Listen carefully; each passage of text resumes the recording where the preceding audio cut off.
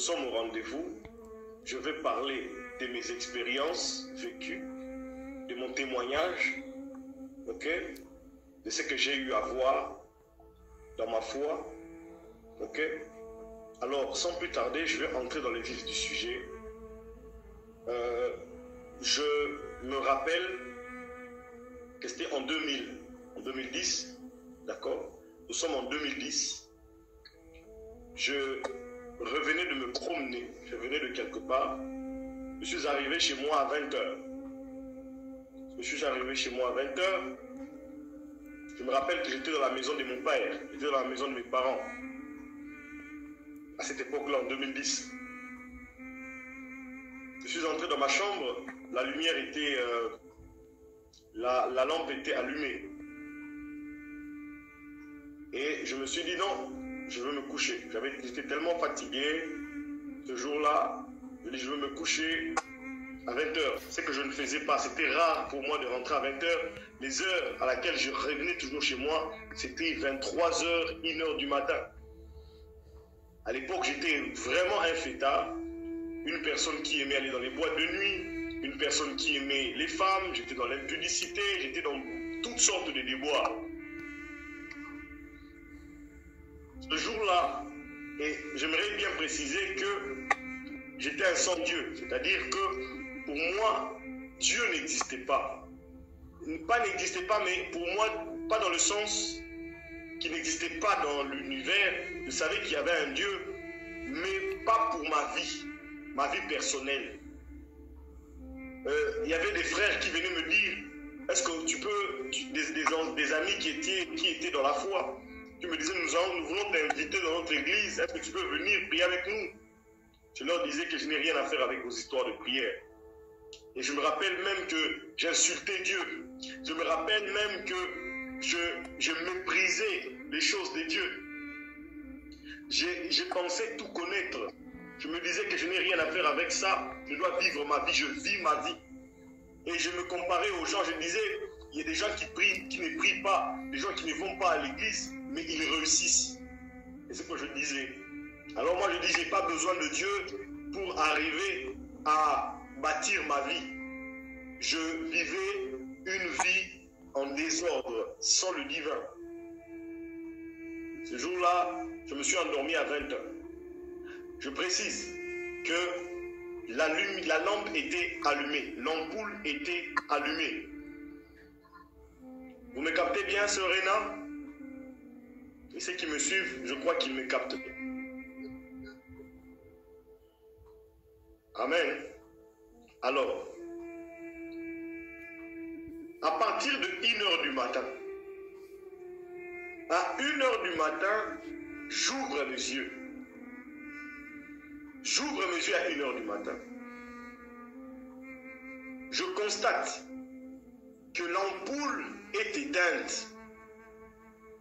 Pourtant, quand je me suis endormi, cette ampoule était allumée. Je constate que l'ampoule est éteinte. Et la première réflexion normale, c'est de vouloir me tenir debout pour me lever, pour aller toucher l'interrupteur pour voir s'il y a de l'électricité ou pas. Et en essayant, en voulant me lever, je vois une ombre noire qui entre dans ma chambre, qui venait vers en fait, qui est entrée à partir de la fenêtre, habillée d'une capuche. C'était une capuche noire. Ils étaient, écoutez, ils étaient sombres que l'obscurité. Ils étaient sombres que l'obscurité. On pouvait, écouter, tu peux les distinguer dans le ténèbre, tu peux les distinguer dans l'obscurité. Tellement qu'ils sont sombres que tu peux les distinguer dans l'obscurité. Et le premier venu, écoutez, je ne dormais pas, je voulais me lever pour aller retoucher l'interrupteur afin de voir s'il y a de l'électricité ou pas. C'est comme ça que le premier venu, il m'a tenu. au cou. Il m'a remis sur mon lit. Un deuxième est entré. Je suis en train de les voir. Un deuxième entre. Il me tient à la hanche. Un troisième au pied. Et celui qui était au-dessus a commencé à sortir mon esprit de mon corps. Voulant sortir mon esprit, je me battais. Bien-aimé dans le Seigneur, le corps que tu as ici n'est rien. Le vrai toi se trouve à l'intérieur. Et je sentais le moi intérieur en train d'être ôté, en train d'être sorti. On me sortait.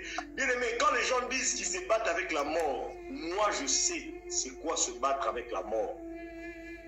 Le messager de la mort avait envoyé ses messagers pour que ces messagers viennent me prendre. J'ai commencé, vous savez, je n'avais pas une bonne vie avec le Seigneur. J'ai commencé à dire au nom de Jésus. Parce que j'entendais dire ça. J'ai commencé à dire au nom de Jésus, rien ne se passe. Le nom de Jésus n'a de l'effet, ne fonctionne, n'a que d'autorité sur ceux qui sont nés de nouveau. Sur ceux qui ont accepté Jésus, qui ont confié leur vie à Jésus-Christ, qui ont fait de Jésus leur Seigneur et Sauveur. Je disais au nom de Jésus, ça ne marchait pas. Bien-aimé, c'est en ce moment-là que tu es face à la réalité. Nous devons savoir une chose, que nous sommes au théâtre d'une guerre spirituelle.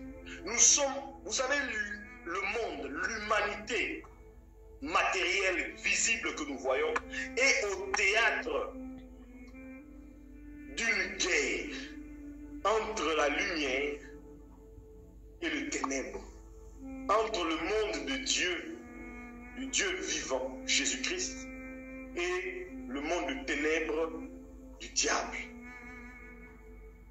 Et tout ce qui se passe dans le monde physique n'est que les réactions de ce qui se passe dans le monde invisible. C'est-à-dire, c'est le monde invisible qui régit le monde visible, qui définit ce que le monde sera demain. Tout ce qui se passe dans l'humanité, dans le monde, que ce soit dans les nations, les réactions, les décisions des gouvernements, des familles, tout ce qui se passe dans la vie des hommes, viennent des conseils spirituels, d'un conseil spirituel, soit du conseil divin, du trône qui vient du trône de Dieu, soit du monde des ténèbres. Bien-aimé, écoute-moi. Ce jour-là, le conseil du monde des ténèbres était assis contre moi. Et les démons ont décidé que je devais mourir. Vous savez, lorsque j'étais rentré à 20h, je n'avais pas pour habitude de rentrer chez moi à 20h. Ce n'était pas moi. C'était les esprits qui m'ont préparé. C'était les esprits qui ont poussé cette réaction-là de rentrer à 20h. Je suis rentré à la maison. Lorsque je suis rentré à la maison, je vous ai expliqué, arrivé à 1h. C'est en ce moment-là que tu es face à la réalité. C'est en ce moment-là que tu es face à une réalité. C'est en ce moment-là que tu es face à toi-même. Il n'y a plus de gouvernement, il n'y a plus de la police, il n'y a plus tes parents, il n'y a plus ta mère, ton père, il n'y a plus tes frères et sœurs, tes amis ne seront pas là. Tu seras face à la vraie réalité. Et j'étais face à cette réalité. Moi qui disais, je m'en fous de Dieu. Dieu n'est pas vivant. Dieu ne peut rien pour moi. Je peux vivre ma vie sans lui. Bien-aimé, ce jour-là, j'étais face à la réalité. Les messagers de la mort étaient là. J'aimerais dire à quelqu'un, aujourd'hui, si les messagers de la mort viennent, qui te délivrera? Aujourd'hui, si les messagers de la mort viennent, qui le repoussera? Ton père, ta mère? Bien-aimé dans le Seigneur, c'est quoi? Ton fétiche? Ton idole? Ton statut? Ton chapelet? Ta photo d'un faux Jésus? La photo d'une fausse Marie? Qui repoussera les messagers de la mort lorsqu'ils frapperont à ta porte, lorsqu'ils entreront? Bien-aimé, j'étais face à la réalité ce jour-là, à 1h du matin. J'étais éveillé, mes yeux étaient ouverts.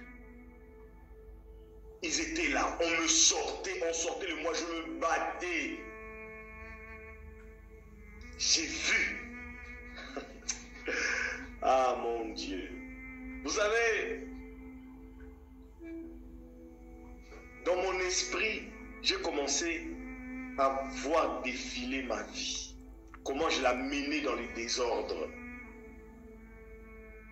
Et je me suis vu, j'ai dit, je n'ai rien accompli dans ce monde. Voilà que je veux partir comme ça. Je disais, je veux partir comme un chien. J'étais en train de mourir alors que la porte de mes parents, la chambre de mes parents était à quelques mètres de ma chambre. Ils étaient là-bas en 2010.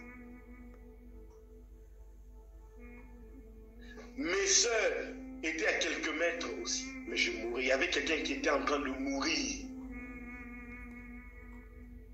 ce jour-là. Il y avait une personne qui mourait ce jour-là. Bien-aimé, je ne sais pas d'où c'était venu. Je ne sais pas, mais je vais te l'expliquer aujourd'hui. Mais en ce moment-là, je ne savais pas d'où c'était venu. Vous savez, lorsque j'ai vu défiler ma vie, j'ai pleuré. Mes larmes ont coulé. Je mourais. C'était mon dernier souffle. Je ne sais pas d'où c'était venu. J'ai dit, Jésus, tu es Seigneur. Waouh! Le Seigneur lui-même est apparu dans ma chambre. C'est comme si le soleil s'était levé dans ma maison, dans ma chambre. Oh, j'ai vu un rayonnement terrible. Le soleil brillait dans ma chambre. Le Seigneur Jésus lui-même était là. Les messagers de la mort sont partis en un clin d'œil. Oh, alléluia. Bien-aimé dans le Seigneur, j'ai vu le Seigneur de mes propres yeux. Il est apparu dans ma chambre, il brillait, je vous dis, je voyais ses vêtements éclatants de gloire. Toute ma chambre était en lumière. Je ne pouvais plus apercevoir, distinguer même les porte-manteaux, je ne pouvais rien distinguer, c'était la lumière. Les messagers de la mort sont partis. Vous savez, le texte dit que, dans Jean chapitre 1er, que la lumière est venue. Les ténèbres ne l'ont point réussi. Là où il y a la lumière de Christ, les ténèbres ne peuvent subsister. Je t'assure, lorsque le Seigneur est venu, de mes propres yeux, je l'ai vu. Lorsqu'il est venu, c'était comme si le soleil brillait dans ma chambre. C'est pourquoi j'aimerais te dire, ça c'est moi qui te parle. Aucune religion du monde ne peut me dire que Jésus n'existe pas. Aucune religion du monde ne peut me dire que Jésus n'est pas Seigneur. Aucune religion du monde ne peut me dire que Jésus n'est pas Dieu. Aucune. Parce que c'est le Seigneur Jésus lui-même qui avait brisé le décret de la mort. Il a brisé le décret de la mort. Il a brisé le décret de la mort. On avait écrit un édit contre moi que je devais mourir.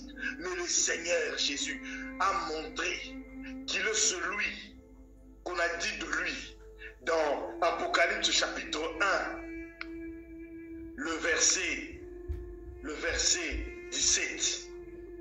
Il est celui qui détient la clé de la mort et du séjour des morts. Il a dit, il ne mourra pas. C'est pourquoi j'aimerais te dire, le Seigneur Jésus a dit de toi que tu ne mourras pas, tu vivras. Il dit de toi que tu ne mourras pas. Je ne mourrai pas, je vivrai. Je ne mourrai pas. Parce que j'ai cru en celui qui tient la clé de la mort et du séjour de mort. Le monde des ténèbres avait écrit un édit contre moi. Christian Kaindo. On avait écrit Christian Kaindo, condamné à mort. Je dis juste une date. Le 16 juin 2010. Il doit mourir à 1h du matin. Le diable a écrit ce décret contre moi. À 1h du matin, les messagers de la mort sont entrés. J'avais dit, Jésus, tu es Seigneur. Jésus est apparu dans ma chambre. Le soleil s'est levé dans ma chambre. Je vous assure, bien-aimés, le décret qu'avait écrit le monde des ténèbres contre moi, le Seigneur l'a brisé. Il l'a déchiré. Comme Colossiens dit, il a déchiré l'acte dont l'ordonnance nous condamnait. Il a déchiré. J'aimerais dire à quelqu'un, seul le Seigneur Jésus peut déchirer les actes de la condamnation, les actes de la mort. Seul Jésus-Christ. Aucune idole ne te sauvera. Jésus-Christ a dit à la femme samaritaine, l'heure est venue, elle est déjà venue, l'heure est venue, elle est déjà là, où les vrais adorateurs adoreront le Père en esprit et en vérité. Il dit, vous ne savez pas ce que vous adorez là-bas à la montagne. Tu ne sais pas ce que tu adores là-bas. C'est où là? À Kamba. Vous ne savez pas ce que vous allez adorer là-bas, en dessous de cet arbre. Vous ne savez pas ce que vous allez adorer en dessous de cette montagne, dans les eaux là-bas. Qu'est-ce que vous allez adorer là-bas? Dieu ne se trouve pas dans les eaux. Dieu ne se trouve pas dans les grottes. Dieu ne se trouve pas dans les idoles.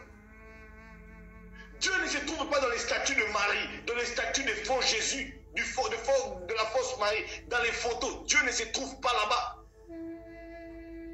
Adorons Dieu en esprit. Moïse nous a mis en garde. Dans Deutéronome chapitre 4, Moïse a dit quoi? Lorsque Dieu vous est apparu, lorsque Yahweh vous est apparu sur la montagne, vous n'avez vu aucune silhouette, vous n'avez vu aucun visage plutôt. Vous n'avez vu aucun visage, vous n'avez vu aucune figure. Ne tentez pas d'aller vous faire une sculpture d'homme. L'apôtre Paul aussi nous dit en ces termes que vous avez changé la gloire du Dieu incorruptible par des images des hommes corruptibles, des quadrupèdes, des reptiles, des images d'hommes. Vous avez adoré la créature au lieu d'adorer le Créateur qui est béni éternellement. Amen. Romains chapitre 1. Bien-aimé dans le Seigneur, l'heure est venue pour toi de te confier en Jésus. L'heure est venue pour toi de donner ta vie à Jésus-Christ. Parce qu'il n'y a que Jésus qui peut te délivrer des messagers de la mort. Il n'y a que Jésus-Christ qui peut briser l'alliance du séjour de la mort. Il n'y a que Jésus-Christ qui peut te libérer. Alors que je suis en train de parler, j'attends les séjours de mort se plaindre. Alors que je suis en train de parler, j'attends les échos du monde de la mort en train de crier, en train de se plaindre. Parce que le message que je suis en train d'annoncer est en train de briser tout décret de la mort contre toi. Tout décret de la mort est dissous au nom de Jésus.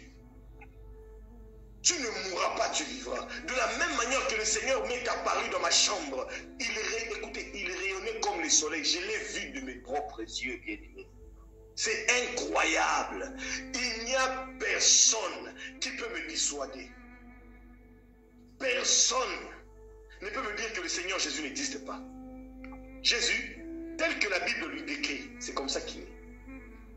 Jésus n'est pas le Jésus il n'est pas le Jésus bébé. Jésus n'est pas bébé. Jésus n'est plus à la croix. Jésus n'est pas bébé. Jésus n'est plus à la croix. Jésus n'est pas celui qui est faible. Mais le Jésus que j'ai vu, c'est le Jésus que l'apôtre Jean a décrit dans Apocalypse chapitre 1.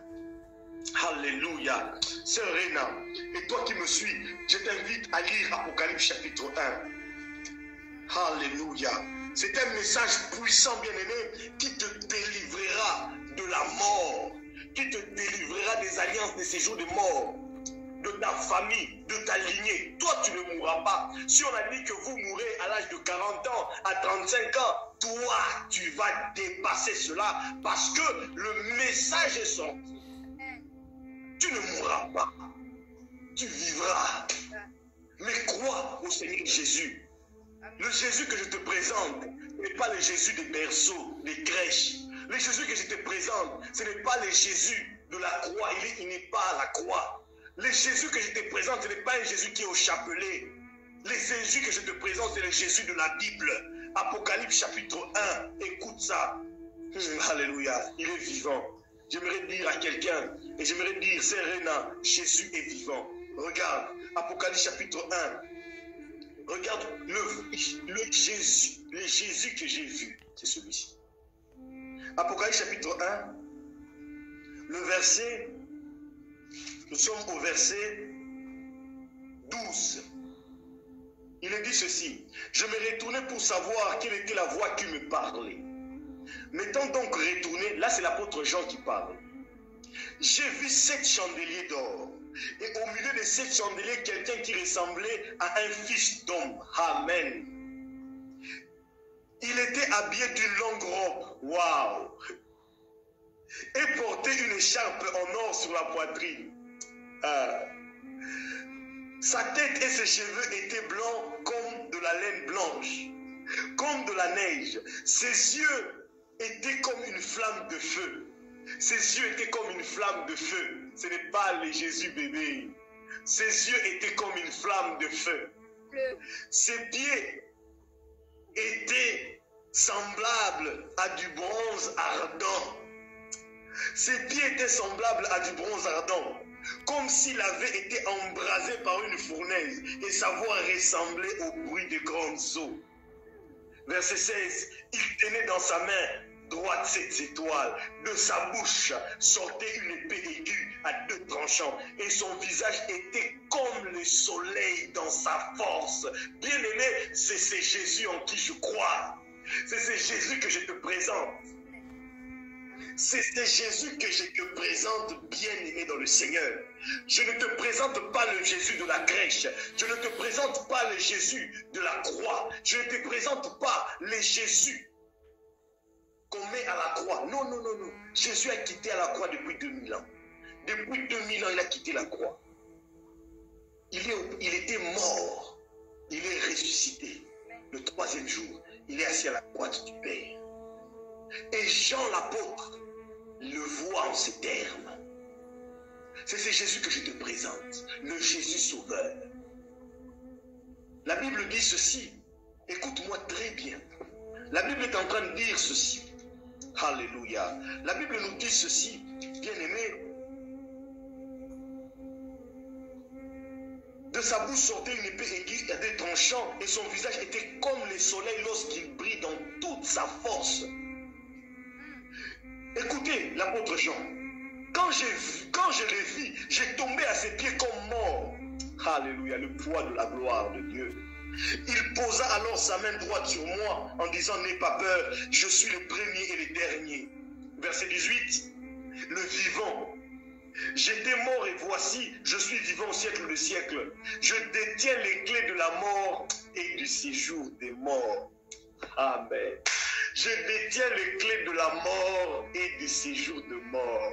C'est pourquoi vous pouvez écrire les décrets de la mort contre moi.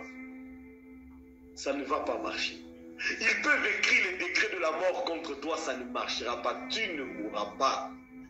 Les féticheurs, les marabouts, les sorciers, peuvent écrire un décret contre toi. Mais si ta vie est cachée en celui qui tient la clé de la mort et du séjour de mort, tu ne partiras pas. Amen. Ce jour-là, j'étais parti. Mais quand j'ai dit Jésus, tu es Seigneur, il est apparu dans ma chambre. Je le voyais de mes propres yeux. Ce n'était pas un rêve, de mes propres yeux. Je l'ai vu de mes propres yeux. Je prie que tu vois le Seigneur aujourd'hui. Je prie que tu vois aussi le Seigneur. Je vous dis, c'est en cela que je m'appuie. Je ne m'appuie pas sur une idole. Je ne m'appuie pas sur une statue. Ce n'est pas de la prétention. Ce n'est pas de l'arrogance. Mais c'est de la vérité. Et vous savez, cette expérience m'a démontré que seul Jésus peut sauver parfaitement. Moïse ne te sauvera pas. Mohamed ne te sauvera pas. Joseph ne te sauvera pas. Marie ne te sauvera pas. L'ange Gabriel ne te sauvera pas. Michael ne te sauvera pas. Mais le salut vient du Seigneur Jésus-Christ. Le salut vient du Seigneur Jésus-Christ. Il est écrit dans Hébreu, seul lui peut nous sauver parfaitement. Seul le Christ peut nous sauver parfaitement. Et c'est par lui que vient le salut. C'est par lui que vient la délivrance. C'est par lui que vient la vie éternelle. Et c'est par lui que vient la résurrection de mort. C'est par Jésus-Christ. Jésus-Christ est le billet du royaume des cieux. Cette expérience, c'était ma première expérience avec le Christ. J'ai vu Jésus de mes propres yeux. Et ma foi est bâtie en ça. La lumière est venue, mais les ténèbres ne l'ont point reçue. J'ai compris cette parole du Seigneur. J'ai compris cette parole du Seigneur bien-aimé. J'ai vu le Seigneur de mes propres yeux. Il rayonnait dans sa force. Il émanait la gloire. Je ne te présente pas un Jésus de la crèche. Je ne te présente pas un Jésus qui est toujours cloîtré à la croix comme un faible. Je ne te présente pas un Jésus qu'on porte sur une main, chez une main. Non. Jésus, le Jésus que je te présente, c'est celui de Apocalypse chapitre 1, le verset 12 à 17. Apocalypse, c'est lui Jésus. Le Jésus que je te présente, c'est celui de Apocalypse chapitre 19. Lorsqu'il descend avec toute une armée, devant une armée d'anges, des myriades d'anges, au-dessus d'un cheval blanc, pour détruire l'antichrist et les faux prophètes. C'est ce Jésus-là qui m'est apparu dans ma chambre. Et j'aimerais dire ceci. L'heure est venue pour toi de croire en Jésus-Christ. Seul lui peut te sauver de la mort. Seul lui peut te délivrer du séjour de mort. Si les messagers de la mort viennent, tu iras où? Ça, c'était ma première expérience. Et le Seigneur, au fait, il avait fait pratiquement 1 minute. Lorsqu'il est venu, les messagers de la mort étaient partis en un clin d'œil. Le Seigneur a disparu, il est parti. Il me regardait seulement. Et je me suis roulé par terre parce que je n'avais plus de force. J'ai rampé jusqu'à ma porte, tel qu'un militaire qui a été tiré dessus. Et j'ai fait des efforts pour toucher mon poignet. Je me suis appuyé sur mon poignet pour me lever. Et c'est comme ça que j'ai essayé cet interrupteur. En fait, l'ampoule était pétée. J'ai ouvert la porte du couloir. Il y avait de l'électricité dans la maison. Les autres, mes frères et sœurs, mes parents ne savaient pas que leur fils était en train de mourir. Mais le Seigneur Jésus-Christ m'a délivré. Le Seigneur Jésus-Christ m'a sauvé. Confie ta vie en Jésus. Confie ta vie à Jésus. Après cette écoute, bien-aimé, celui qui est la garantie de ta vie, c'est Jésus. C'est lui seul qui est la garantie de ta vie. Et vous savez, ça c'était ma première expérience que je n'oublierai jamais et qui a fondé ma foi, qui a bâti ma personne. Et je te communique cette expérience-là aujourd'hui que j'ai vécue. La deuxième chose, un jour, je me rappelle, j'étais chez moi. Là, je n'étais pas chez les parents, j'étais chez moi. Je dormis ce jour-là au salon, sur le canapé. Et je regardais au fait vers la fenêtre. En fait, mon visage était vers la fenêtre. Ce jour-là, il y a quelque chose qui s'est passé à 6 h du matin. Vous savez, lorsque vous vous réveillez, vous commencez à voir, je voyais comme une lumière qui scintillait de loin. C'était comme une pièce, c'est comme un miroir qui scintillait de loin. Alors je voulais maintenant bien voir, regarder, c'est quoi cette histoire qui est en train de refléter la lumière comme ça. C'est comme ça que, c'est à cet instant qu'on a pris mon esprit, on m'a amené, on m'enleva en esprit. Et j'aimerais qu'on lise quelques textes, c'est Ézéchiel chapitre 8, le verset 3. Donc Ézéchiel chapitre 8, verset 3, pour confirmer ce que je suis en train de dire, parce que vous savez, les gens peuvent dire, mais comment l'apôtre est sorti dans son esprit? Écoute, je ne fais pas la projection astrale. Je ne suis pas dans la projection astrale, je ne suis pas dans l'ésotérisme. Je ne sors pas de mon corps moi-même. Mais pour nous les saints, nous qui avons cru en Jésus-Christ, c'est l'Esprit de Dieu qui nous enlève. C'est l'Esprit Saint qui nous enlève. Ézéchiel chapitre 8, le verset 3 nous dit ceci. La Bible dit, il a tendu ce qui avait la forme d'une main et m'a attrapé par les cheveux. L'Esprit m'a enlevé entre terre et ciel et m'a transporté dans des visions divines à Jérusalem, devant l'entrée intérieure orientée vers le nord. Qui parle? C'est Ézéchiel le prophète. Il dit que l'Esprit de Dieu l'a enlevé, l'a transporté à Jérusalem. C'est Ézéchiel. Nous sommes dans Ézéchiel chapitre aussi 11, le verset 24 nous dit ceci. 11 verset 24, la Bible dit ceci. Ensuite l'Esprit m'a enlevé et m'a transporté en Babylonie vers les exilés dans la même vision et par l'Esprit de Dieu. Alléluia. Vous comprenez?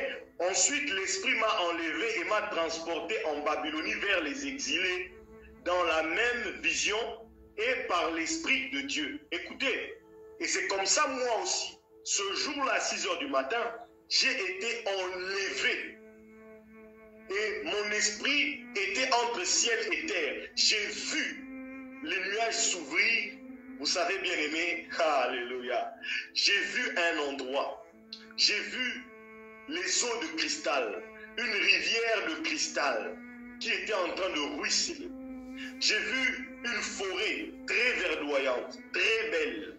Je vous dis, je n'ai jamais vu un paysage aussi magnifique. Je n'ai jamais vu un paysage aussi magnifique. Et j'avais vu un caribou avec son petit en train de brouter de l'herbe. C'est incroyable ce que je suis en train de te dire. Ce sont des choses qui existent. Le paradis existe. J'aimerais dire à quelqu'un que le paradis existe. J'aimerais dire à quelqu'un que le paradis existe. Il y a des hommes qui disent qu'après la mort, après cette vie, quand vous mourrez, il n'y a plus rien. Vous disparaissez. Écoute-moi, c'est faux. Et quelqu'un vous dira encore une chose, que le paradis n'est pas encore ouvert, que c'est le paradis s'ouvrira le jour que le Seigneur viendra à la fin du monde. C'est faux. Jésus n'a-t-il pas dit aux voleurs, aujourd'hui même, tu seras avec moi au paradis. Jésus a dit aux voleurs, aujourd'hui même, tu seras avec moi au paradis. Aujourd'hui, lorsque Jésus était à la croix, il a dit quoi aux voleurs? Aujourd'hui, tu seras avec moi au paradis. Et c'est pourquoi, bien aimé, je suis en train de te dire que le paradis existe. Et vous savez ce qui est extraordinaire? J'ai vu à côté, en fait, lorsque je voyais tout ce paysage, je voyais le paysage, le paradis, la forêt, je voyais la pelouse là, cette pelouse verdoyante, bien.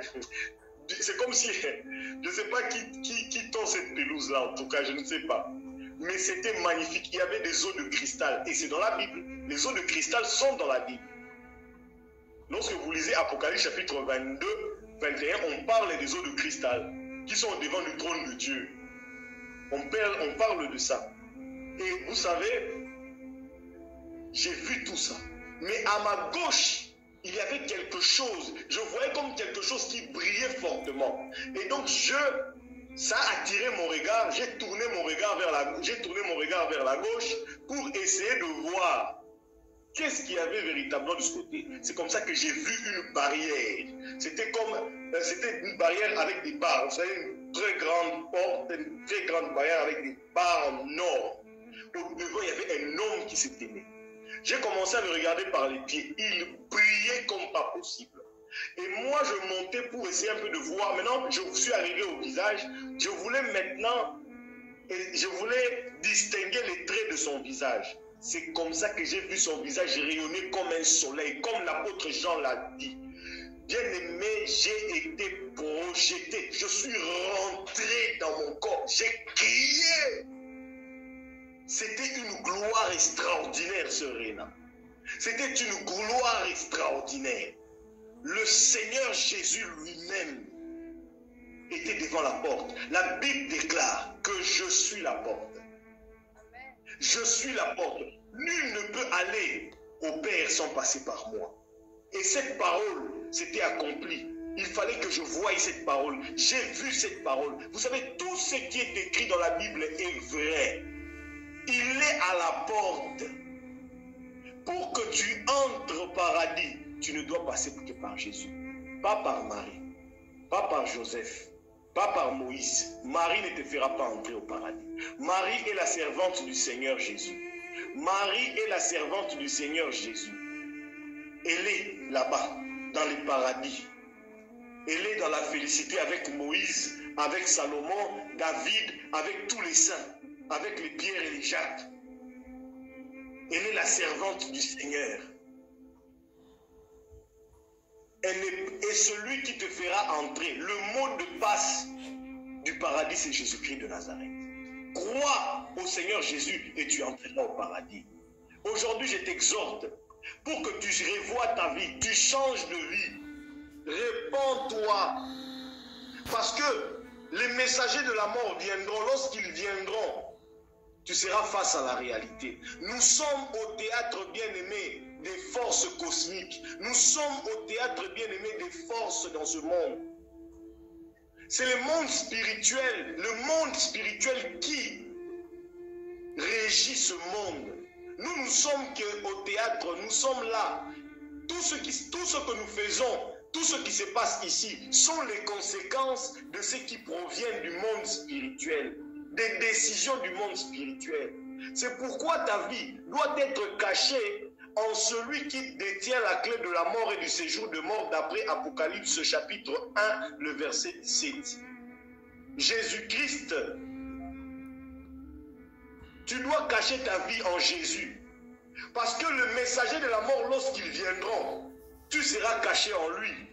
Tu auras la vie éternelle. Tu seras sécurisé par lui. La mort n'aura pas d'influence sur toi.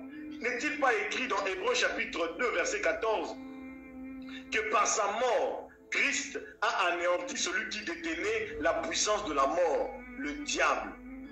Il a dépouillé le diable. Il a ôté le droit légal sur toi. Il a dépouillé le droit légal sur ma vie, sur ta vie.